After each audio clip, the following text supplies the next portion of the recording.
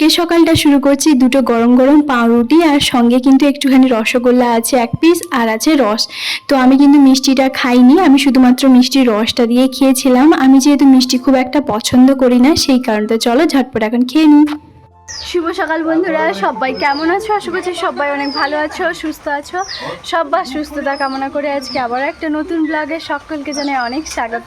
রাতে আমি যখন খেতে বসেছিলাম তখন কিন্তু বাবাকে বলেছিলাম যে কালকে একটু যদি পারো লাউ ডাঁটা নিয়ে আসবে। তো আমার লাউয়ের ডাঁটা দিয়ে না ঝোল ব্যাপক লাগে, সত্যি ভীষণ ভালো লাগে। তোমাদের কার কার ভালো লাগে অবশ্যই জানিও।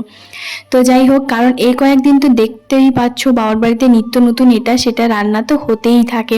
তো সেই কারণে আমি বলেছিলাম একটুখানি লাউ ডাঁটা দিয়ে মাছ দিয়ে ঝোল হবে, ব্যাপক লাগে। মাছ দিতেও পারো নাও দিতে পারো, এরকমটাই বলেছিলাম। তারপরে এখানে বসে পড়েছি আমার কারুকার্য করতে। মানে কারুকার্যটা হচ্ছে আমি একটুখানি কাজটা বাড়িয়ে দিতেই বসেছি।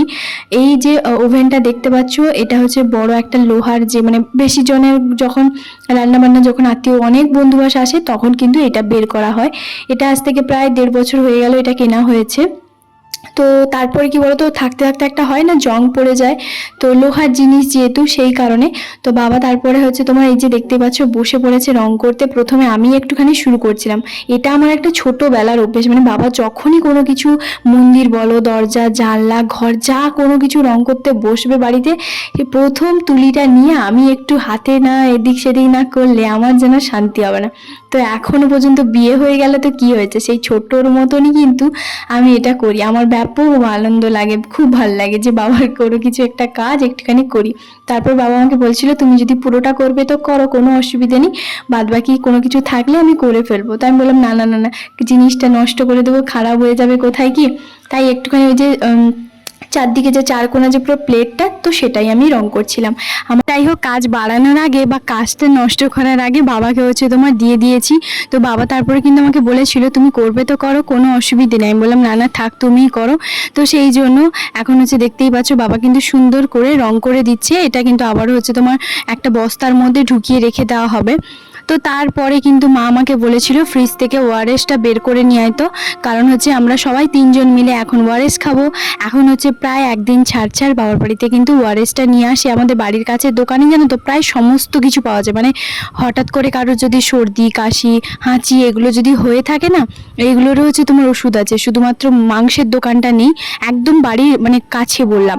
তো না হলে কিন্তু একদম সমস্ত কিছুই পাওয়া যায়, সমস্ত কিছু। মাছওয়ালা তো বাড়িতে এসে মাছ দিয়ে যায়। তা বাদে হচ্ছে মাংসটাও যে দেওয়া যায় না তা নয়, কল করলেই হচ্ছে তোমার বাড়িতে দিয়ে যাবে। এখন কত সুবিধে, তাই না? তো যাই হোক, আমার বাড়ির কাছে একটা দোকান আছে, সেখানে প্রায় সমস্ত কিছুই পাওয়া যায়। মানে দুটো দোকানে সমস্ত কিছু পাওয়া যায়, ঠান্ডা সমস্ত কিছু পাওয়া যায়।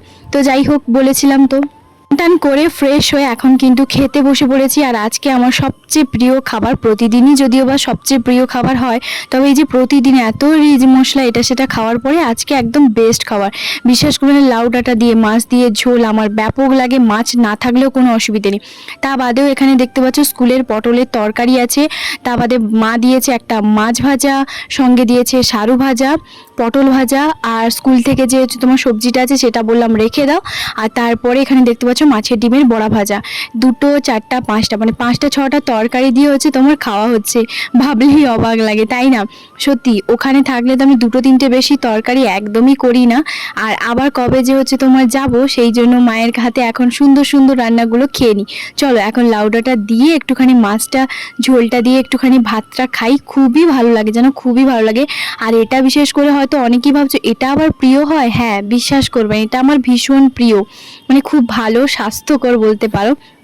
তো যাই হোক, খাওয়া দাওয়া করার পরে এখন সোজা চলে এসেছি সন্ধেবেলা।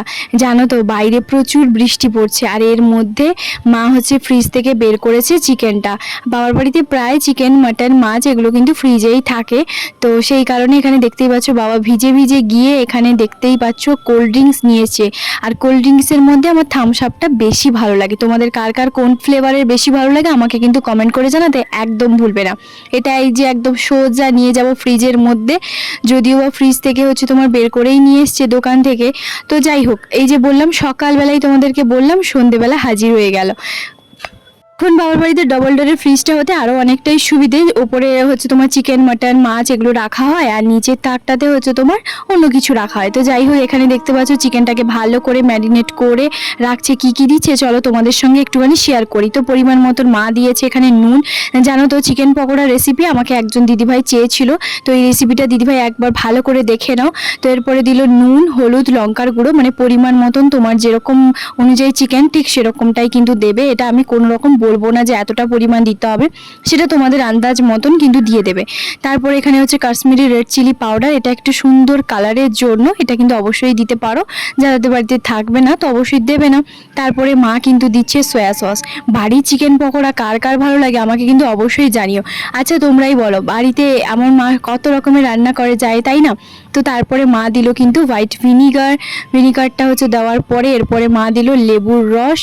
না এখনো পর্যন্ত শেষ হয়নি, আরও আছে। এখানে দেখতেই পাচ্ছ আদা রসুনের পেস্ট, তবে রসুনের পরিমাণটা একটু বেশি দেবে, আদার পরিমাণটা একটুখানি কম দেবে। দেখতেই পাচ্ছ মা কিন্তু আদা রসুনের পেস্টটা, এটা কিন্তু মিক্সার গ্রাইন্ডারেই হচ্ছে তোমার গুঁড়ো করা, মানে পেস্ট করা ভালো করে। তারপরে এখানে দেখছি পেঁয়াজটাকে গ্রেট করা। অনেকেই দেখেছি দোকানে বিশেষ করে পেঁয়াজ হচ্ছে তোমার মানে কুচিয়ে দেয়, তো মা কিন্তু গ্রেট করেই দেয়। সেটা তোমাদের ইচ্ছে মতন, তোমরা চাইলে গ্রেট করে দিতে পারো, চাইলে কুচিয়ে দিতে পারো, সেটা তোমাদের ইচ্ছে মতন চাইলেই তোমরা দিতে পারো। তো যাই হোক, এরপরে দেখি মা কি একটা আনতে বললো, একটুখানি বের করে দেখছি এর মধ্যে কি আছে, মানে কি যে আমাকে আনতে বললো সত্যি আমি বুঝতে পারছি না। তো এর মধ্যে বাবা বলছে যে মিষ্টির প্যাকেট আছে, তো এখন বলছে মিষ্টি খাবে, এর মধ্যে কি মিষ্টি আছে সেটাই আমি খুঁজে পাচ্ছি না। তারপর ভাবলাম যে এই তো মিষ্টির প্যাকেটটা এখানে যে কে ঢুকিয়েছে, তারপর বাবা বলছে যে এই মাত্র এক্ষুনি আছে। এই যে ঢাকনাটা, এটা কিন্তু খুবই সুন্দর তাই না। তো যাই হোক চলো ফ্রিজটা লাগিয়ে এখন দেখি যে এর মধ্যে কি মিষ্টি আছে। এই মিষ্টির প্যাকেটটা বাবা কিছুক্ষণ আগেই হচ্ছে তোমার ভেতরে ঢুকিয়ে দিয়েছিল। তারপর আমি বললাম ডিপ ফ্রিজে কে মিষ্টির প্যাকেট ঢোকায়, তখন বলছে যে না না আমি একদম কথা বলতে বলতে ফোনে আমি মানে ওপরে ফ্রিজটা খুলে হচ্ছে তোমার ঢুকিয়ে দিয়েছি বাই চান্সে। তো যাই হোক সেই জন্য এখানে দেখতেই পাচ্ছ ল্যাংচা আছে, তো এখন হচ্ছে ল্যাংচা খাবো। তো যাই হোক বাবা আর আমি দুজন মিলে একটা একটা করে ল্যাংচা নিয়ে নিয়েছি। এরপরে মা কিন্তু পরিমাণ মতো পেঁয়াজটা দিয়ে দিয়েছে। তো যাই হোক একটুখানি মিষ্টিটা খেয়ে নিলাম, কালোজাম মিষ্টি আমার বেশ ভালোই লাগে। এরপরে মা দিচ্ছে সর্ষের তেল, হ্যাঁ সর্ষের তেলটাই হচ্ছে তোমার দেবে। এরপরে যা যা দেওয়ার প্রায় মোটামুটি দেওয়া হয়ে গেছে। তারপরে মাকে জিজ্ঞেস করলাম আরও কি কিছু বাকি আছে, বলছে হ্যাঁ আরও কিছুটা বাকি আছে। তো যাই হোক আমিও কিন্তু কোনোদিনও আজ পর্যন্ত চিকেন পকোড়া বানাইনি, তো মানে চিলি চিকেন বানিয়েছি, তবে হয়তো চিকেন পকোড়া হয়তো একটুখানি আলাদা, কোনোদিনও সেরকম বানাইনি। এখানে ভালো করে দাবিয়ে কিন্তু মা ম্যারিনেট করে কিছুক্ষণ রেখেছিল, তো প্রায় ওই 2-3 মিনিটের মতন। তারপরে এখানে দেখতে পাচ্ছ অ্যারারুট দিচ্ছে। আচ্ছা অ্যারারুটটা কি সুন্দর মিহি করে থাকা তাই না। তো অ্যারারুটটা দিয়ে মা এখানে কিন্তু কড়াইতে তেল পর্যাপ্ত পরিমাণে দিয়ে দিয়েছে। তো পরিমাণ মতন তেল দিয়ে দিয়েছে। এখানে সাইডে একটা থালার মধ্যে টিস্যু পেপার আছে, তাহলে কি হয় যে টিস্যু পেপারে হচ্ছে তোমার তেলটা অনেকটাই টেনে নেবে, অনেকটাই ভালো হবে। তো যাই হোক এরপরে কিন্তু তেলটা প্রায় অনেকটা ভালোভাবে গরম হয়ে গেছে, দেখতেই পাচ্ছ দেওয়ার সঙ্গে সঙ্গে কিন্তু একদম মচমচে হয়ে গেছে। আর এখানে প্রথম ব্যাচ হচ্ছে তোমার চিকেন পকোড়া হয়ে গেছে, পুরো চিকেন পকোড়া প্রায় কমপ্লিট। এখন বাজে হচ্ছে তোমার 9:30। এখন দেখতেই পাচ্ছ বাবা হচ্ছে তোমার কোল্ড ড্রিঙ্কস দিচ্ছে, আর এরপরে পেঁয়াজ সাইডে একটুখানি কোচানো আছে, আর আছে তোমার সর্ষের সস টমেটো সস। বাবা আবার বলছে সর্ষের সস দিয়ে ভালো লাগে না, টমেটো সস ভালো লাগে। আমি বলছি আমার সর্ষের সস টমেটো সস দুটো সসই ভালো লাগে, তোমাদের কার কোনটা ভালো লাগে অবশ্যই জানিও। তো চলো একটুখানি দেখাই কেমন লাগছে সত্যি। এই যে ছোট যে পুচকি যে সর্ষের সসটা না, এটা এক্ষুনি নিয়ে এসছে, বড় একটা আছে সেটা ফ্রিজের মধ্যে আছে, বাবা আমাকে দেখানোর জন্যই নিয়ে এসেছিলো। আমি বলছিলাম যে না না এরকম ছোট সর্ষের সস কী করে পাওয়া যায়, বলছে হ্যাঁ পাওয়া যায়, তাহলে আমি নিয়ে আসি। তো সঙ্গে কিন্তু লেবু আছে, পেঁয়াজও আছে, আর একদম পেট ভর্তি করে চিকেন পকোড়া খেয়েছি জানো, ব্যাপক টেস্ট হয়েছে, অসাধারণ। আমি যখন ভিডিওটা ভয়েস ওভার দিচ্ছিলাম আমার জিভ থেকে রীতিমতো জল পড়ছে, এরকমটা ভীষণ ভালো লাগে জানো।